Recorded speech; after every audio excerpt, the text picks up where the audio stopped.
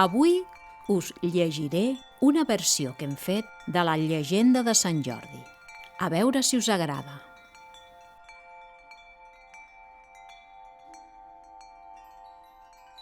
Comencem.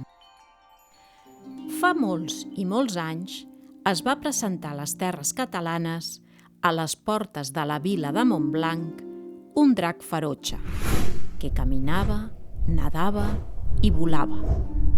El drac, amb el seu alè pudent i verinós, matava i es menjava els animals i amenaçava la vila.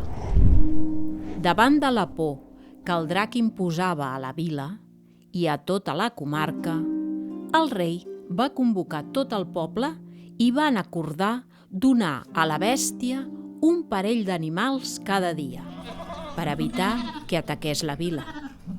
Quan ja s'havien acabat tots els animals, van decidir que per sorteig entre els habitants del poble, cada dia li lliurarien una persona.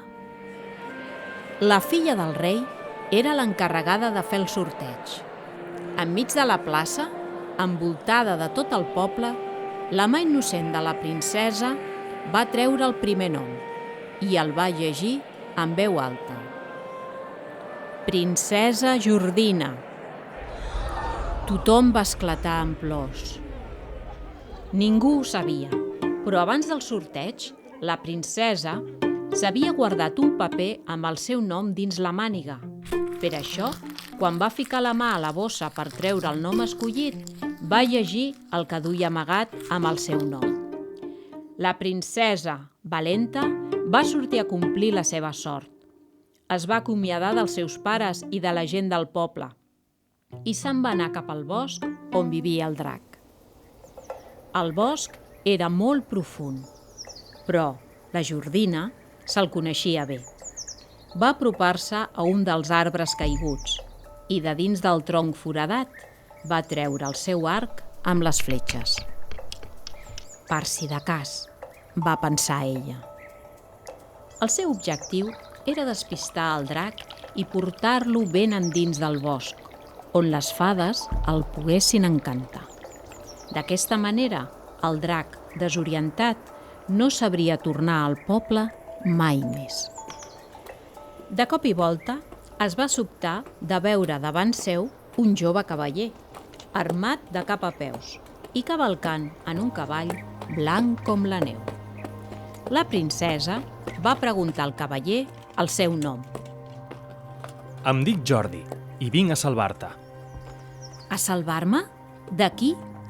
Va preguntar ella. Del drac. És una bèstia molt perillosa. No passa res. Tinc aquest arc que mai em falla, va dir ella orgullosa. Princesa, les escames del drac són massa dures per les teves fletxes. Ostres, no hi havia pensat, va exclamar la princesa, preocupada. Llavors va aparèixer el drac. El cavaller Jordi es va posar davant de la princesa per protegir-la, empunyant la seva espasa llarga i brillant. La princesa el va agafar pel braç per aturar-lo, li va demanar l'espasa i li va dir: «Deixa'm a mi, que tot anirà bé». Ella va intentar cridar l'atenció del drac per tal de dur-lo bosc endins. Però el drac estava tan furiós, era tan gran i tenia tanta gana que la princesa va haver de preparar-se per lluitar contra ell.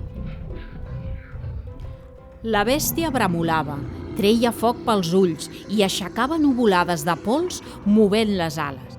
La Jordina movia l'espasa amb agilitat, com quan practicava amb les espases dels soldats del castell i lluitava contra bèsties imaginàries. Però aquesta vegada era de debò.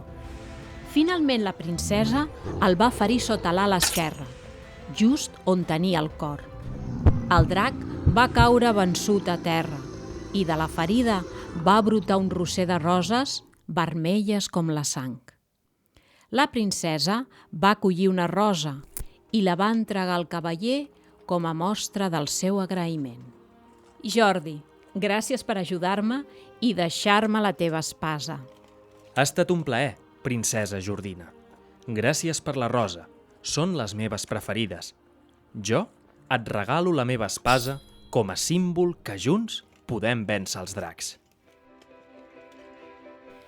I així va ser com la vila de Montblanc va tornar a ser un poble tranquil, on tots van ser molt feliços i van menjar anissos.